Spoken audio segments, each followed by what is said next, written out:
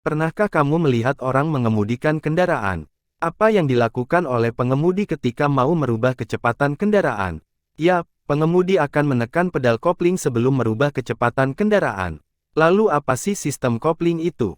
Dilansir dari berbagai sumber, Zona Belajar merangkumnya untuk Anda. Yuk cekidot!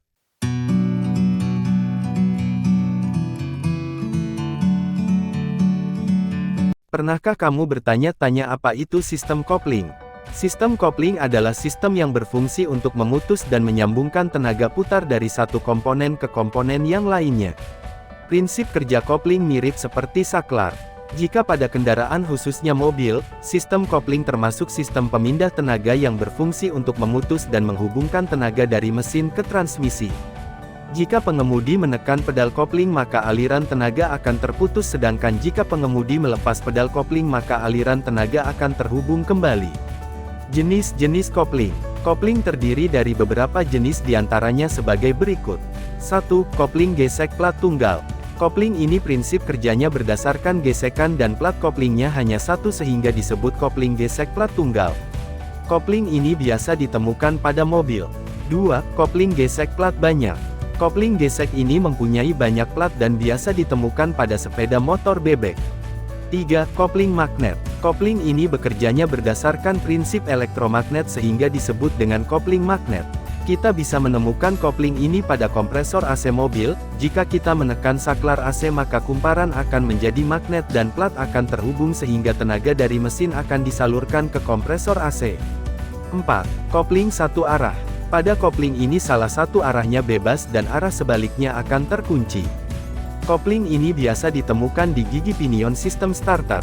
Kopling gesek plat tunggal. Konstruksi kopling gesek plat tunggal adalah sebagai berikut.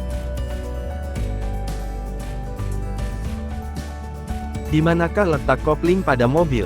Kopling atau clutch terletak di antara mesin dan transmisi dan berfungsi untuk menghubungkan dan memutuskan putaran mesin ke transmisi. Agar bekerja lebih optimal, kopling mempunyai syarat antara lain sebagai berikut. 1. Dapat menghubungkan putaran mesin ke transmisi dengan lembut. 2. Dapat memindahkan tenaga mesin ke transmisi tanpa slip. 3. Dapat memutuskan hubungan dengan cepat dan sempurna. Komponen kopling. Untuk menunjang fungsinya, kopling mempunyai beberapa komponen antara lain sebagai berikut. 1. Plat kopling atau clutch disc. Plat kopling atau clutch disc atau ada yang menyebutnya kampas kopling berfungsi sebagai bidang gesek dengan flywheel.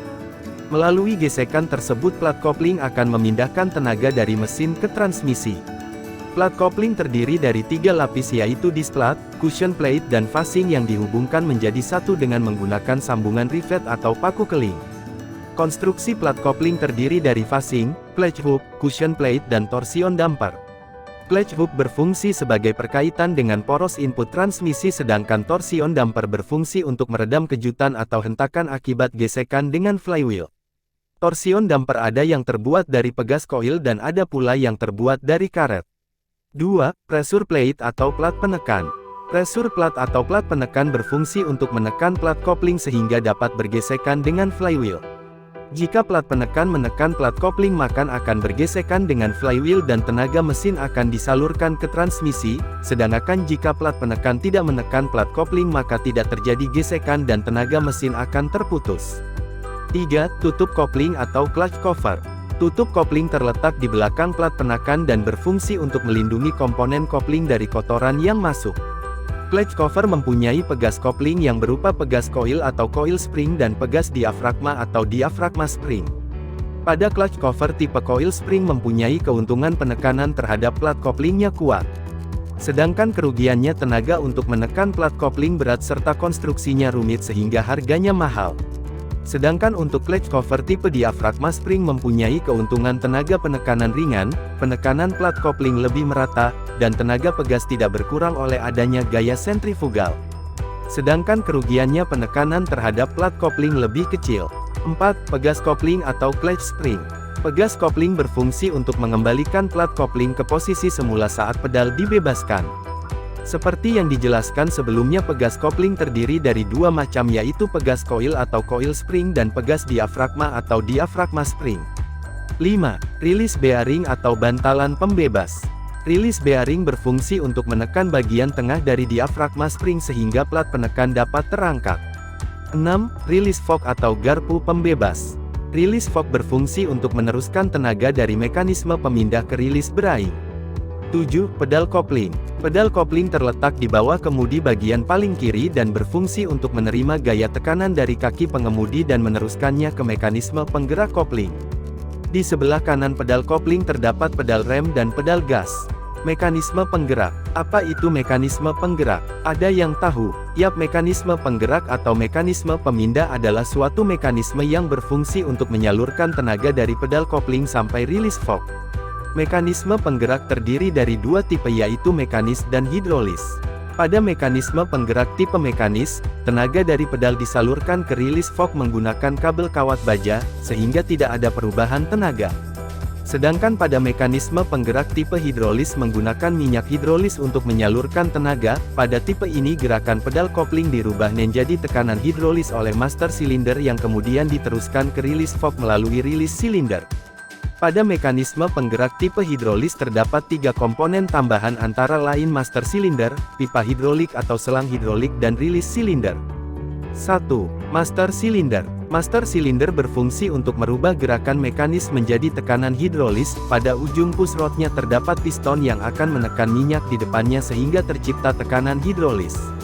Untuk mencegah kekurangan minyak hidrolis, maka minyak hidrolis ditampung pada reservoir tank.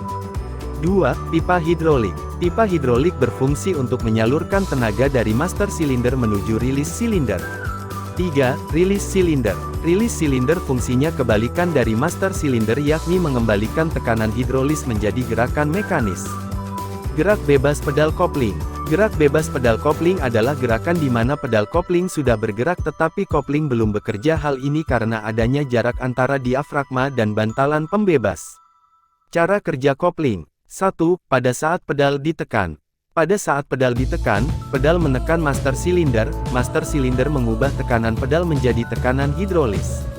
Tekanan hidrolis disalurkan oleh pipa hidrolis menuju ke release silinder, kemudian release silinder mengubah kembali tekanan hidrolis menjadi gerakan mekanis. Release silinder menekan release fork menekan release bearing. Release bearing menekan diafragma spring bagian tengah, di sisi lain bagian pinggir dari diafragma spring akan ketarik dan menarik plat penekan. Ketika plat penekan tidak menekan plat kopling, maka plat kopling akan bebas dan aliran tenaga akan terputus. 2. Saat pedal dilepas. Ketika pedal dilepas, maka release bearing tidak menekan diafragma spring, sehingga dengan kekuatan pegas, akan mengembalikan plat penekan ke posisi menekan plat kopling. Ketika plat kopling bergesekan dengan flywheel, maka aliran tenaga akan diteruskan dari mesin ke transmisi. Bagaimana? Mudah bukan? Sekarang kamu sudah mengetahui pengertian kopling, syarat-syarat kopling, komponen sistem kopling, dan cara kerja kopling. Ingat dan catat baik-baik ya. Sekian untuk video kita kali ini, sampai jumpa di video kita berikutnya. Salam.